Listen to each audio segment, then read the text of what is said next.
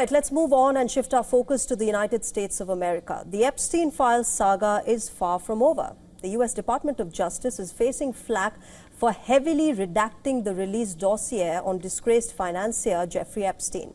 Democrats and critics have slammed it as a cover-up. The Trump administration, on the other hand, has justified the information withheld as a protocol to protect the victims. Also requires us to protect victims. And so the reason why we are still reviewing documents and still continuing our process is simply that, to protect victims. So the same individuals that are out there complaining about the lack of documents that were produced on Friday are the same individuals who apparently don't want us to protect victims. The statute also requires us.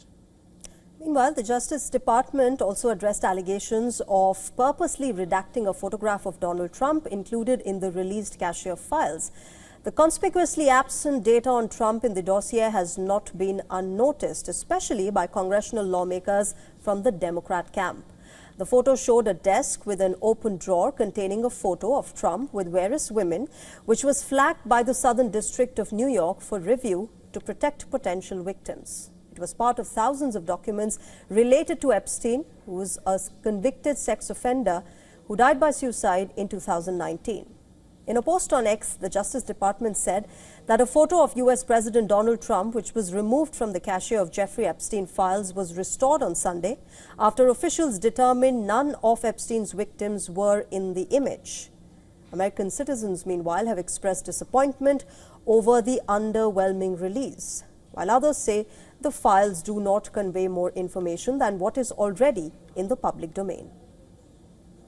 Obviously, some of the famous people we knew have been pictured with Epstein. We already know of their relationship, so that hasn't really changed anything. But it hasn't answered the length of what has been going on behind the scenes.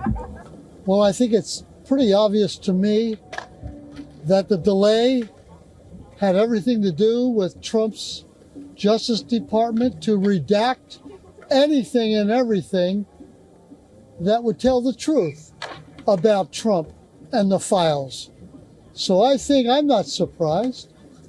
Every hour, every day, every week of a delay was to make sure that nothing in there would be known public about Donald Trump.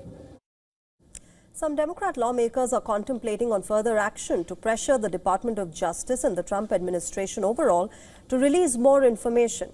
According to reports, congressional Democrats Ro Khanna and Thomas Massie are mulling the possibility of impeachment proceedings, contempt, even criminal referrals for obstruction of justice for Department of Justice officials. Our correspondent Susan Teherani is joining us live from New York on this. Susan, what is the kind of response that Trump supporters are giving? Clearly, this hasn't gone unnoticed with not just the Democrats, but his own supporters as well. Have they completely absolved themselves of any responsibility, any accountability as far as the Epstein files is concerned? And how are Trump supporters and Republicans viewing this? So there's no doubt that the public was oversold regarding these Epstein files. That's clear by now. And the Trump campaign during the election has a lot to do with it and has to bear the responsibility for it.